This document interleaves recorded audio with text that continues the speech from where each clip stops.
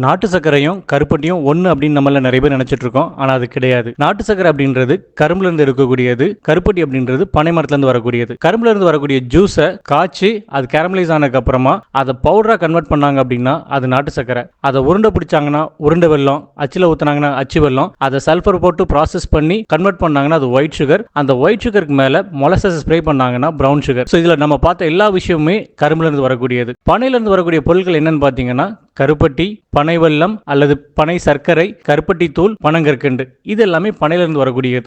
இப்போ கரும்புலேருந்து வரக்கூடிய பொருட்களுக்கும் பனையிலிருந்து வரக்கூடிய பொருட்களுக்கும் என்ன வித்தியாசம் அப்படின்னு பார்த்தீங்கன்னா அதோட கிளைசமிக் வேல்யூ.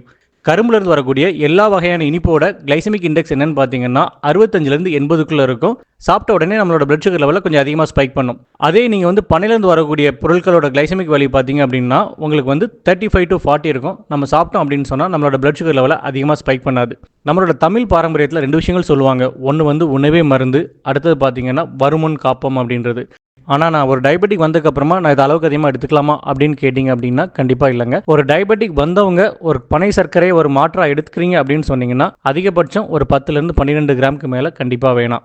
டயபெட்டிக்ஸ் அப்படின்ற ஒரு பயம் வந்ததுக்கு அப்புறமா நம்ம வந்து வெள்ளை சர்க்கரைக்கு மாற்றாக பனை சர்க்கரைக்கு போகிறதுக்கு பதிலாக நம்மளோட குழந்தைங்களுக்கு சின்ன வயசுல இருந்தே நீங்கள் வந்து பனை சர்க்கரை கொடுத்து வந்தீங்க அப்படின்னா டயபெட்டிக் வர்றதுக்கான வாய்ப்புகள் கம்மியாக இருக்கும்.